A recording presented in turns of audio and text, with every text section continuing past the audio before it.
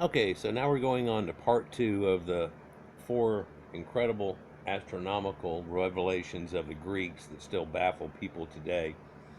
And we've gone to part two of it, of the four, and this is the last two, and finishing off statements that are built into it. But if you haven't seen part one, go to the very end of this in your top right hand corner. You can go back to part one, and then part two will be in your top left hand corner, as always, on my site, to where the next video coming up in a series. Some of them will just quit and cut, but know that if I'm still going, it's in the top left hand corner.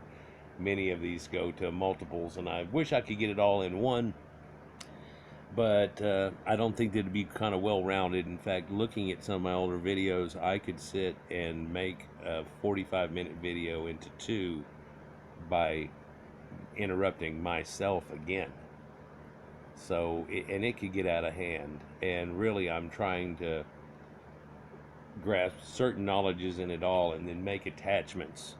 And sometimes I go way too far, and sometimes in my thoughts I just drift off in left field, but hopefully y'all stay with me pretty good. This is a depiction of what was used to figure out the distance of the sun, and it's a depiction that's found in the 10th century, written here in Greek and so on, but through Latin and things, it got taken into the modern world when people figured out that there was a sun-centered universe. But what drove that, and the fact that we had such a dark age, was a set of catastrophes caused by Krakatoa volcano, among other things, or et al., as they say. And in that process, and religion and the way that it drove on people, and you can see from what happened in through that, all the way through the Dark Ages, Medieval Ages, and so on, that it caused a great hampering, actually, to people while we were coming to the next level. And I'll try to discuss that delay and possibly what it is here in a moment, but I don't want to go off before I even start this one. So he estimated the distance to the sun was a little too low. The actual ratio is 390 instead of 400. On account of the lack of the telescope precision available at the time, the value of the ratio, the size of the Earth to the Moon, is surprisingly accurate, though. He said it was about 1/3, and it's 0.27, so just under that on the size of the Earth, and somewhat close. Close, but no cigar, but yet still real close. Now, today, we have precise measure with radar, laser, reflectors, so on, and more advanced math, and people took it to another level, and then use the scientific method and goes, I figured it out, it's this much. You look at that, and you read it, you do it through it, you do it yourself, and see if that's not what you come up with, because I think I found something. And this is a beautiful way. This is not somebody dictating because he thinks he knows something. He's telling everybody else, here it is, check it out. It's a different way than what was proposed to people not too long before this, and that's if you were even proposed something. Imagine of all of the knowledge that people had kept up, that certain people knew, that other people had no idea of. The local priest and stuff would tell you when it's time to plant and do everything else, and you knew that he was hooked up with God and all the things that went off of it, and aspects that we don't even really kind of feel evident in ourselves the way that we are today, but not too much long ago. It went through all these phases that people almost sound like, oh, it's the same thing, we've changed a little bit, and da-da-da, but not so much. So now we go from the circumference of the Earth. Eratosthenes, which name again strange, and that spelling could be spelled different, and contains people's names inside of it and thoughts that shouldn't be put on a kid. But I'm going to do that separately too, because he's more than that one thing, and the other one's more than this one thing. And hey, you know how one thing is, and then it's more than the sum of its parts. It's what it comes down to. It's like culminations and people that were pulling shit together. And nowadays we go, this dude pulled it all together, but he's pulling together stuff that all adds up, and it entirely possible that other people already had this figured out before him, and he's going, aha, this is what the thing in the secret deal is. You follow me? It's just a little bit different. It's really not much at all different. But then when we go into sacred geometry, you're going to realize that, and then you'll start seeing it in a lot of things, and you'll be like, wow, we use that like hell. And it just, geometry has become a part of our natural thing. And even for the normal people, you're kind of taught it now. You're even taught it in school and stuff. And a thing like geometry was not taught to the common man in 8th, 9th, 10th grade, if you ever had it, to ancient people, only in certain sects. Eratosthenes was a chief librarian at the Great Library of Alexandria, and from 276 to 195, for a long period of time. You can imagine that job.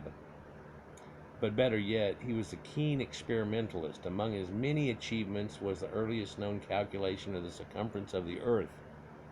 Pythagoras is generally regarded as the earliest proponent of a spherical Earth, although apparently not its size. Eratosthenes' famous and yet simple method relied on measuring the different lengths of shadows cast by poles stuck vertically into the ground at midday on summer solstice at different latitudes.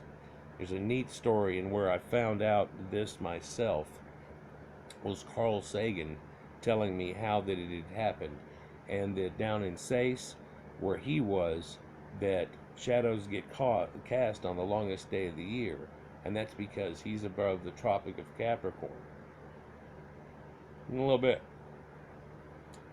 But way down in Syene, 800 miles away, there was no shadow. And it's not on a pole there, it's that the fact that, well, obelisks don't create shadows. And the big thing was this well, you could see all sides of the well, and the sun was going straight down, and it was just an account of it. And he goes, well, why would it have it up here and have it done down there? And we're not sitting on the edge of a mountain giant thing or anything, so that's on a ball, or we're on a ball. But now, did he all of a sudden figure out, oh my God, we're on a ball? No, people had figured it out long before, but he's just trying to figure out the size of the ball. And he goes, you know what? I've done these theories here, and I bet you I could figure it out, and how big a basketball that is, by figuring how big a shadow it is. If you're saying a stick over here and a stick over here and the sun's over here, how far distance would I have to be to create a stick that creates the same shadow? Figured it out over a little over 7 degrees in shadow. Had somebody pace it off, paid somebody to walk it off and pace it off, and we'll get into that pacing concept in sacred geometry and measurements and stuff for the mile, and how that relates to a person all the way from the smallest to the cosmos. In fact, this is marrying earth and sky itself in this moment again. And he figures out, well, if it's 800 miles and it's doing that, and he was really so close to our current understanding of exactly how the earth was. And people say, if you figure in the fact that it's a little bit wider at the center than the outside, but him not even figuring that at the point of it, he was pretty damn close. The sun is sufficiently far away that wherever its rays arrive at Earth, they are effectively parallel, as previously been shown by Aristarchus. So the difference in shadows demonstrated how much the Earth's surface curved. Eratosthenes used this estimate to Earth's circumference as an approximately 40,000 kilometers, or 4,856 miles, and that's the real number, for it was done in miles. This is within a couple of percent of the actual value as established by modern geodesy, which is the science of Earth's shapes. Later, another scientist called Poseidonus, oh, there's that Neptune reference, from 135 to 51 BC, coming right up on it here, guys, used a slightly different method and also arrived at almost the exact same answer. Poseidon lived on the island of Rhodes for much of his life. There he observed the bright star Canopus would lie very close to the horizon. However, when he went to and stayed in Alexandria, in Egypt, he noticed that Canopus would ascend to some 7.5 degrees above the horizon, as opposed to being right there at it. So he must be at a different arc of the world. He's gone down a little bit. This is navigational skills, being able to pull this off too, as you're going in a boat, point to point. So when I tell you the Phoenicians had a lot of this going on, they did. And we'll talk about another thing just right after this that'll hook up with that. But so given that 7.5 degrees is 1/48th of a circle, he multiplied the distance from Rhodes to Alexandria by 48 and arrived at the value of approximately 40,000 kilometers again. And so there's a couple of ways that you can skin a cat. Not that anybody's doing that. I have 3 cats myself. But this is one way to, there's more than one way to get there. Right? And it's possible that other people in their thoughts and derivations got there.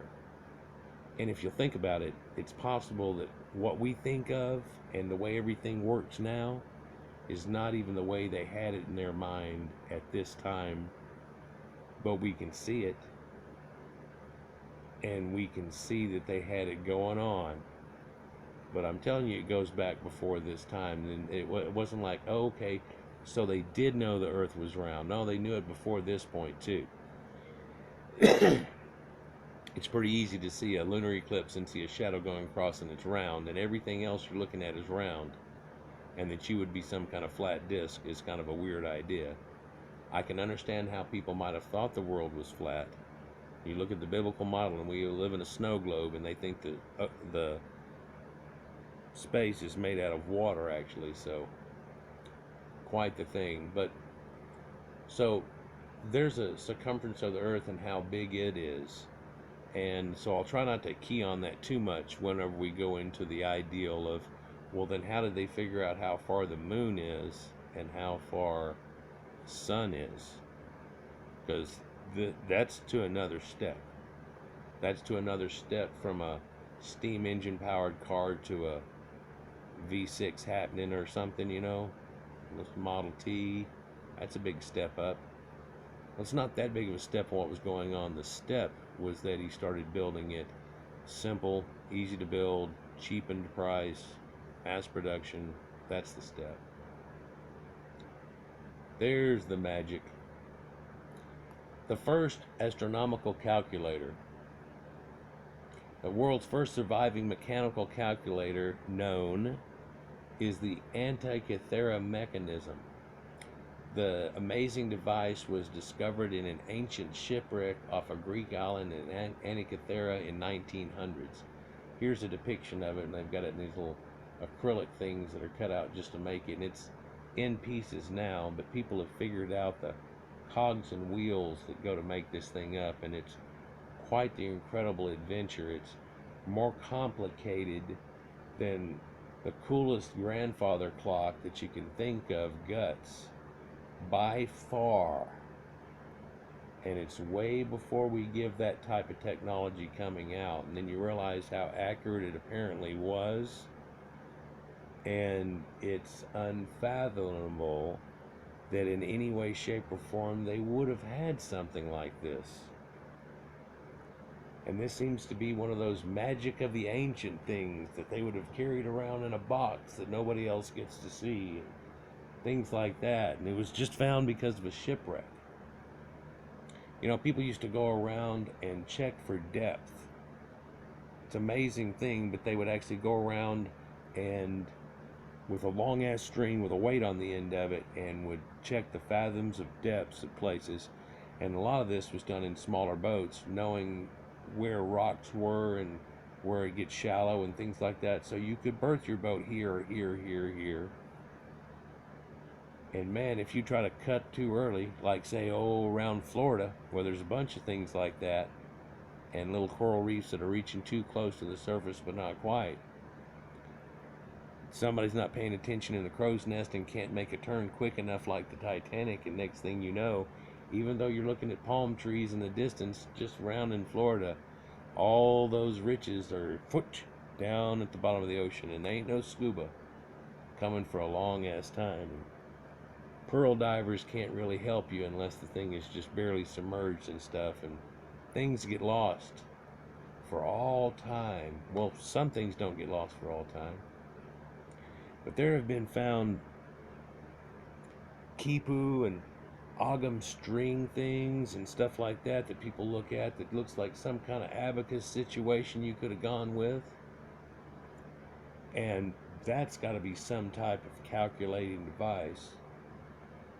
But, you know, that's adding and subtracting and doing things. This is pulling off different feats. For while it's doing adding and subtracting and all that's figured into it, what it really is showing you where all the planets were at certain times. You can figure out declination off using this thing. You see all these people with these compasses, and they're always using it and going across maps and everything. This thing was like, hold on a second, let me grab my calculator real quick. Where are we at? Was it okay? Times 27 minutes, and the arc of equals. We're right there. We're right there. Oh, are you sure? No, right there. We're right there. And we need to go exactly at this angle to these stars to end up at this point. So what you need to do is fix on to, okay, you see this bright star right there? Second star to the left, on till morning. I've heard that before. Captain Hook was a pirate.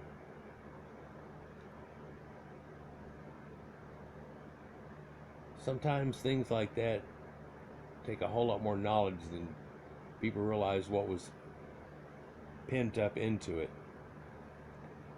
There were a series of gears that was used to predict astronomical positions, eclipses, calendrical, and astrological purposes.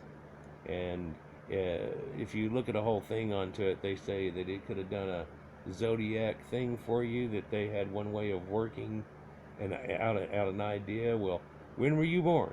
Well, and they spin around this thing, and all of a sudden it gets to this one point, and then they tell what's on this dial, and then they're supposed to read that into your thing and stuff. So over and above, while they were spinning it around, it was still doing other operations. It could do this thing at the same time as this one, as this one, as this one, depending on which gearing you're watching the outcome of. Pretty incredible. But then again, if you think about that, that requires sacred geometry and a notice ability of the differential and the lengths of times for a full round around the sun, and all these situations that have to be well figured out, not just for the moon or the sun, but all of the planets that are involved.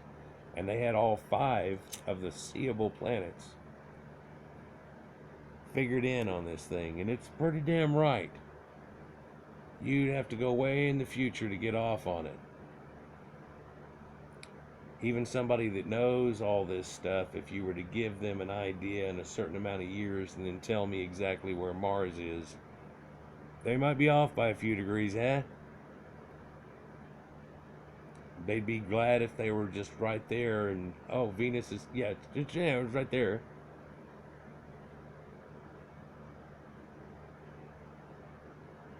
The device is now fragmented by the passage of time, but when attacked, it could have appeared as a box housing dozens of finely machined bronze gear wheels. When manually rotated by the handle, the gears spin dials on the exterior, showing the phases of the moon, timing of lunar eclipses, the positions of the 5 planets then known, Mercury, Venus, Mars, Jupiter, and Saturn,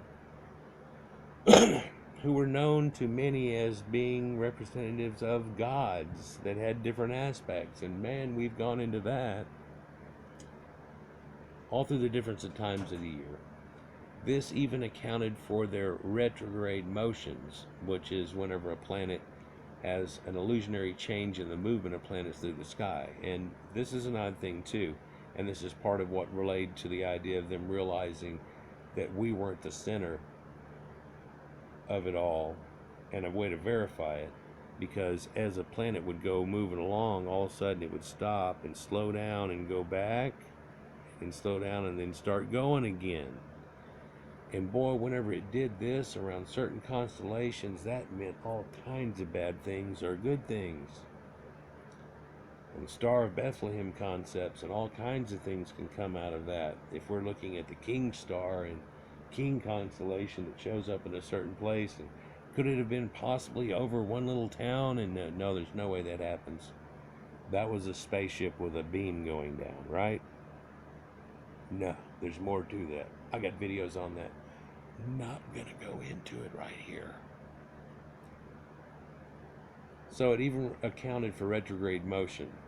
And pretty much whenever you think, here's somebody's rebuild on this, and I know I'd get clicked, but what's showing here is you put a little spinning deal off here, a wing nut in the side of this thing, and start to spin it at a certain ratio, and look at the amount of teeth that are on certain cogs. And while this one's spinning at this rate, this one has different teeth, and this one spins a different option, and this one spins a different option, and then these are hooked up to different ones that off of that have different ratios and options. And this is all ratios and scales, and it all works together as one. Talk about a theory of everything, and Einstein and all that crap. There's quite a few theories of everything. It depends on what you're talking about when you say everything. For this is pretty much a theory of everything, if you think about it. Right? We don't know who built it, but it dates to sometime between 3rd and 1st century BC, and we may have been the work of Archimedes. And when we go into an Archimedes things, we'll realize a lot of things. For who were the Medes? Who does even Herodotus say who the Medes were before they were called Medes, when the Medea came from Athens? Yeah, and the Persians before Persis. Yeah, he says that. But Arca. So what did the old Medes, what did those old Aryans know? And man, it looks like they had some crap figured out. But you think this is it, that the Medes were a clockmaker and ratios and coming up with mathematics to do something like this? And no. Archimedes is quoted, carried, with a lot of things put on him. But gearing technology with the sophistication of the Antikythera mechanism was not seen again for thousands of years. People say that there wasn't anything like this until 1800s, 17, late, and started getting astrolabs and trying to do things. And then they go, okay, you got an astrolabe. Can it do this? No. Can it do this? No.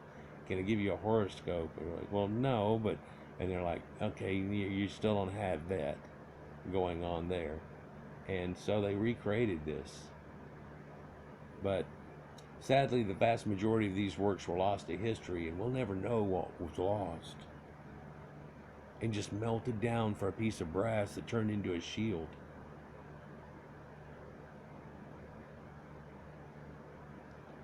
These works were lost to history, and our scientific awakening was delayed by millennia.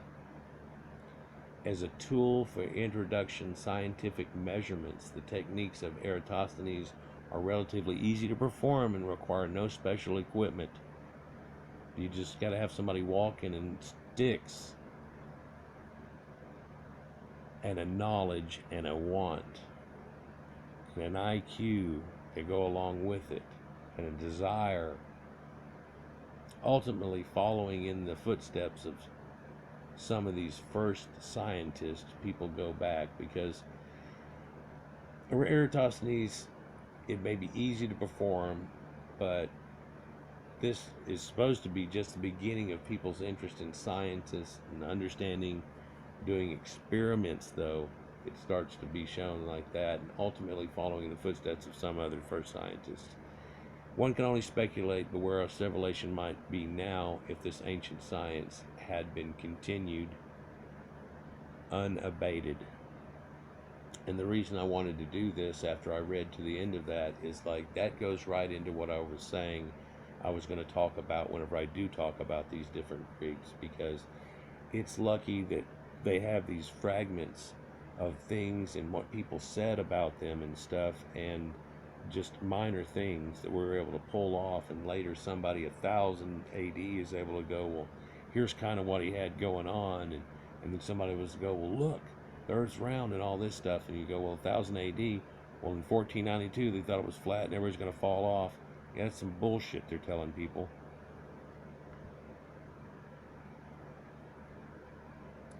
For a long, long time ago, they had already figured this out, and pretty much the size of it. Were they incredible calibered scientists? No, but they had it figured out to a certain point. Well, when you look at Eratosthenes and some of these people that worked in Alexandria and what they were doing, they were cutting edge people. Boy, they were Manhattan Project group. So whenever they say it was this one guy, there was probably a lot of people involved in it. But over and above that, he developed a primitive steam engine. And they had made different types of weighting devices that work off springs and off weights of water. And amazingly, they'd make things that would automatically open up doors for you and spit out a certain amount of holy water, and all these things that in a magic trickery way was a way to show the gods. But secretly behind the gods, who made Zeus's thunderbolts? Well, the dwarven gods did.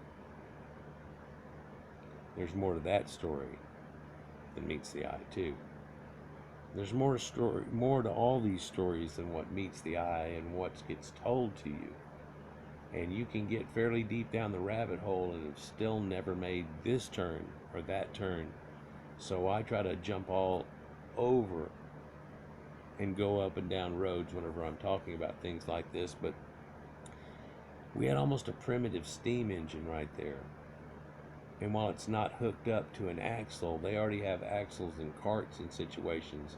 And you can imagine if they put one around the hub of a cart and heated it up with a fire that was kept with it in a bay right below it and watched it spin around, how they could have done it. Well, to make modern cars work, it takes a whole series of gears and cogs and then an axle and a thing.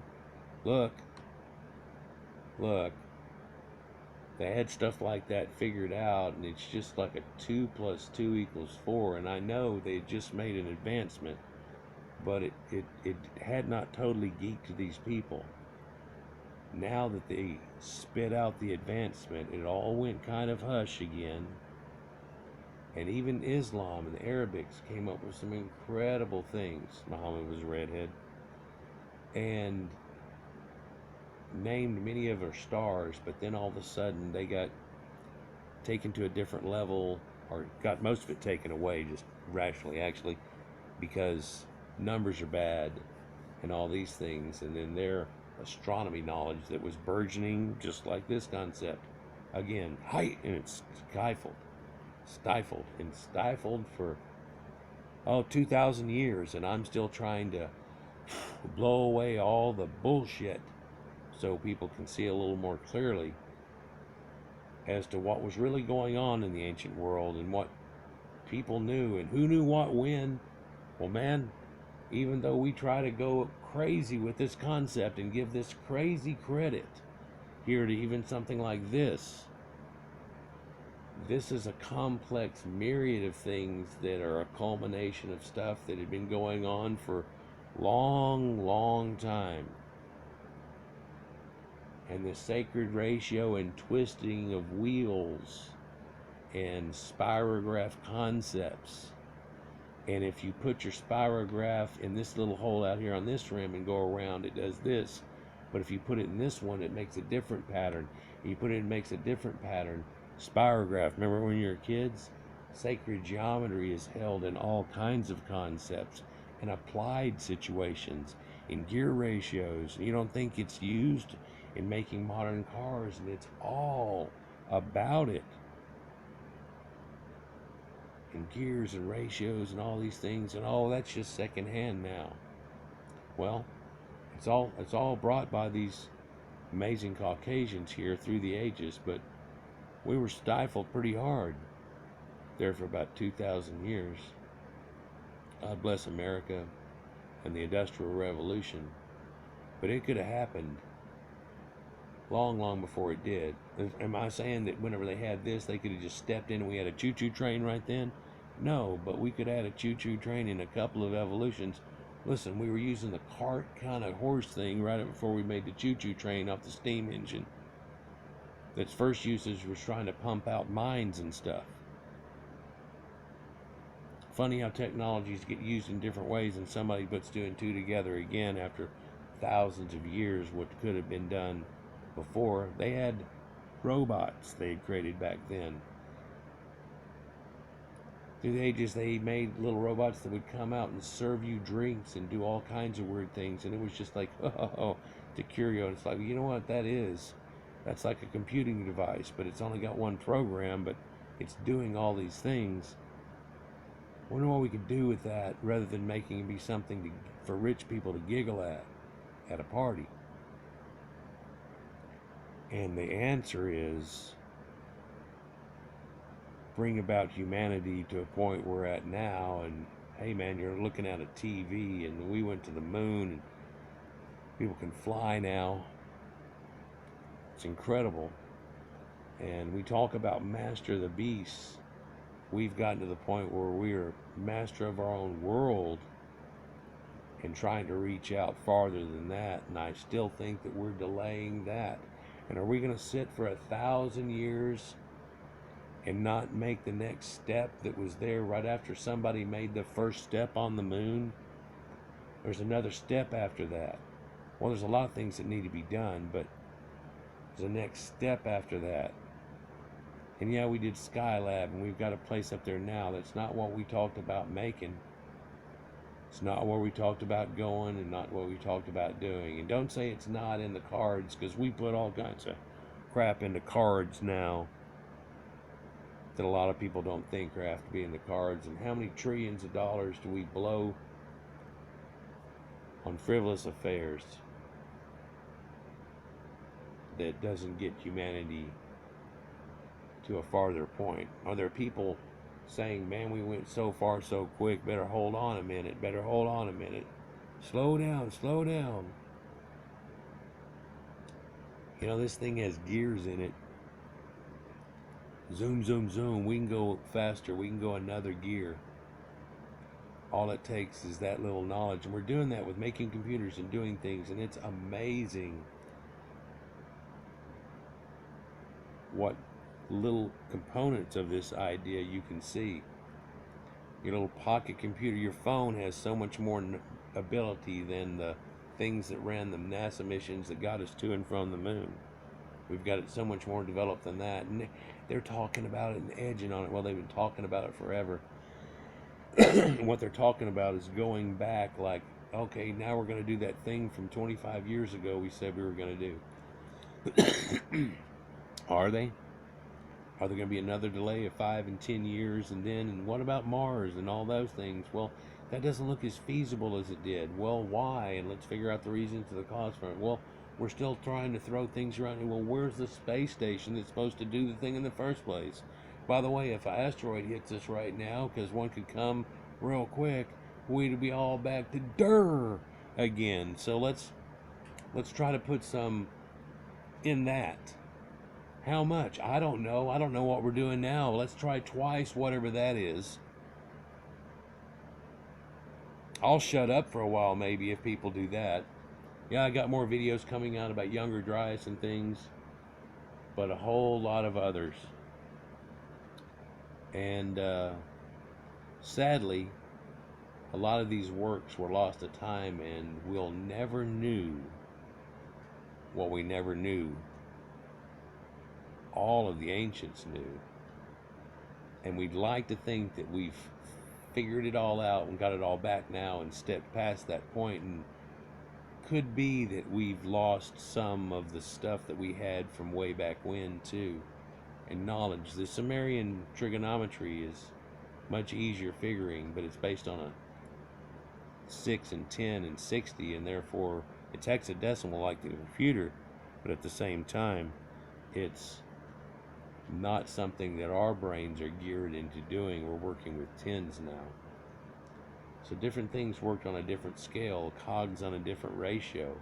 But if you gear that up, that becomes the exact same ratio, and you can make the little gear computer thing and times da da da and spin that little thing around, and it's the same thing. Just a want and a desire. Like, share, and subscribe, guys, and enjoy. And I hope to get on to the separate ones that I'm talking about in these guys shortly. I've got a lot on my plate, and if you've been watching my recent videos, you can kind of tell. Take care, guys. Peace.